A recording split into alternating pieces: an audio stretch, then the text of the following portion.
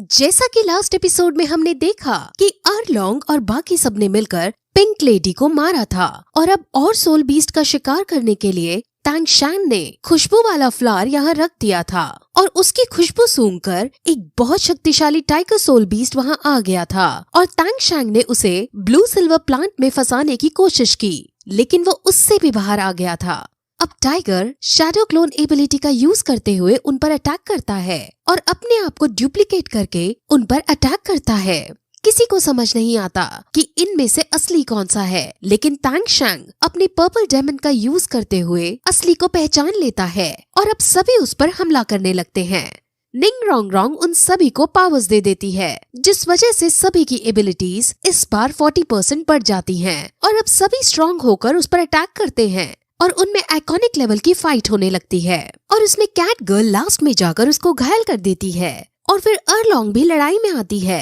और वो soul beast को इतना मारती है कि वो चलने फिरने की हालत में भी नहीं होता।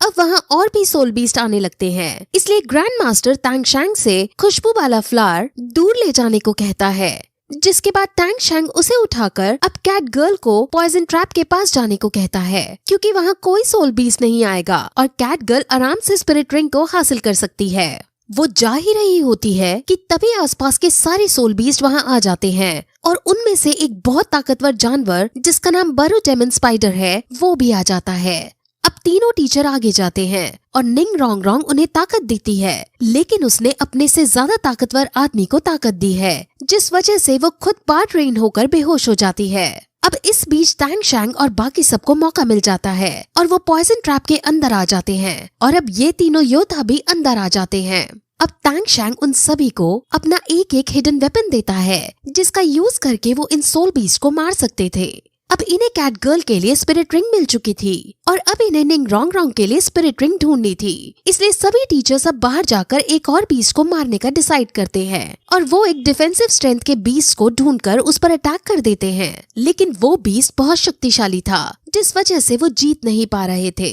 लेकिन तभी अर्लोंग सबसे आगे चली जाती है और उसे गुस्से में आकर वो अकेले ही उस बीस्ट पर अटैक कर देती है और बीस्ट बेहोश हो जाता है। अब बारी तांग शैंग की आती है और ग्रैंड मास्टर जब उसे पूछते हैं कि तुम्हें कौन सा सोल बीस्ट चाहिए, तो तांग शैंग बरो डेमन स्पाइडर की मांग करता है। ये सुनकर सब चौंक जाते हैं, क्योंकि बरो डेमन स्पाइडर हद से ज्यादा ओल्ड थी और तांग शैंग इतना भी शक्तिशाली नहीं है कि वो इसको एब्जॉर्ब कर पाए, इसलिए ग्रैंड मास्टर वगैरह सब मना करने लगते हैं। जीवू भी वहाँ आती है और उन्हें बताती है कि अगर तांग शैंग ने इसको एब्जॉर्ब किया तो उसे सोल शॉक भी लग सकता है और ये इसकी वजह से पागल भी हो सकता है। लेकिन अब भी तांग शैंग इसी सोल बीस्ट को लेना चाहता था और वो उन्हें समझाता है कि पॉइजन मास्टर के पास मैंने कई सारी हर्ब्स को सीखा है और उनको खाया है, जिस वजह से मैं एब्जॉर्ब करने में माहिर हो चुका हूँ और अब मेरे पास फायर आइस का वो हर्ब भी है जहाँ मैं अपनी इस एनर्जी को स्टोर कर सकूँ।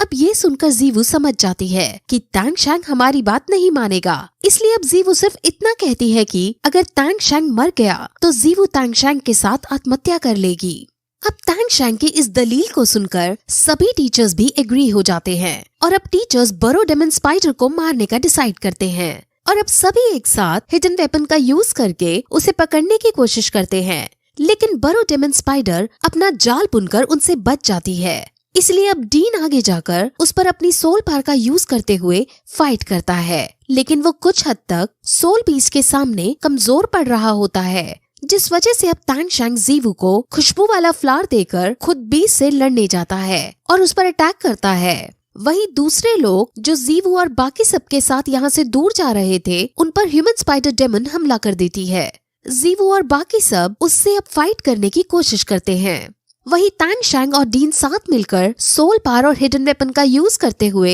फाइनली बरो डेमन स्पाइडर को हरा देते हैं और उसे बेहोश करके बाकियों के पास लाने लगते हैं। लेकिन वहां पहुंचकर तांग शैंग देखता है कि ह्यूमन स्पाइडर डेमन जीवू से फाइट कर रहा है और जीवू बहुत कमजोर पड़ रही है।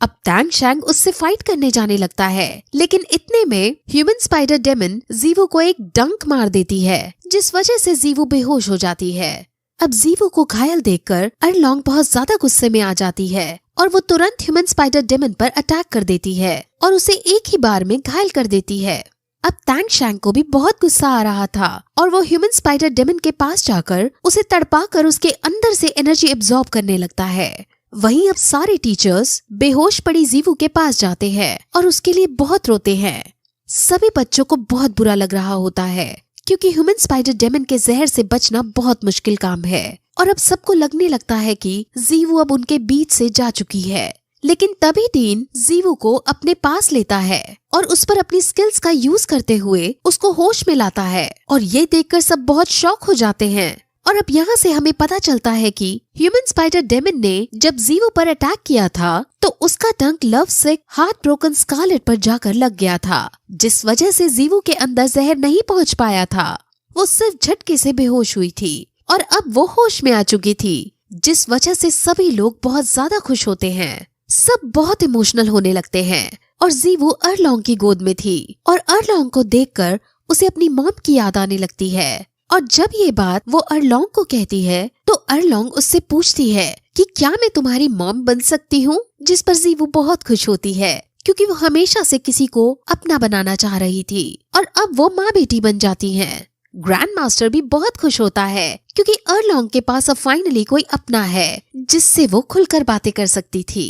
अब जीवू को सही सलामत देख टैंग शैंग भी वहाँ आता है और वो उसे गले से लगा लेता है और उसे रिकवरी हर्ब देता है। अब सीन बहुत इमोशनल हो जाता है, जिसके बाद डीन अब टैंग शैंग को स्पिरिट रिंग हासिल करने को कहता है और अब वो ice fire mouth spring lake के अंदर इसको लेने का डिसाइड करता है क्योंकि वहाँ जाकर ही टैंग शैंग इसकी एनर्जी को एब्जॉर्ब कर पाएगा।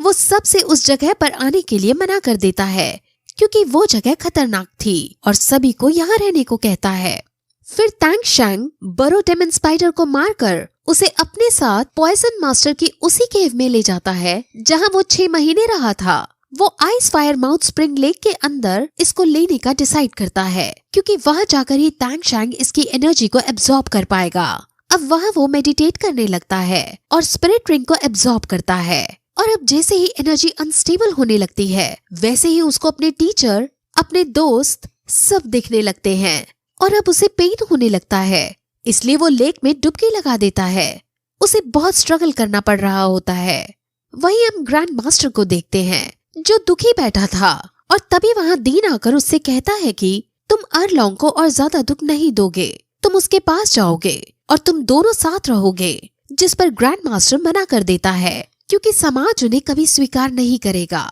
लेकिन डीन उसे एक आइडिया देता है और कहता है कि तुम लोग मेंटली लेवल पर एक दूसरे के साथ हो जाओ और शादी मत करो, यानी लिव इन रिलेशनशिप में रह लो। और ये आइडिया ग्रैंड मास्टर को बहुत अच्छा लगता है क्योंकि इससे समाज को उनके बीच के संबंध के बारे में पता नहीं चलेगा। वहीं हम जीवू को देखते हैं जो टैंग शैंग के लिए चिंतित हो रही थी क्योंकि वो अभी तक नहीं आया था और वो सब टैंग शैंग का वेट कर ही रहे थे कि तभी वहाँ ग्रैंड मास्टर आ जाते हैं और वो अर्लोंग के पास जाकर उसे गले से लगा लेता है।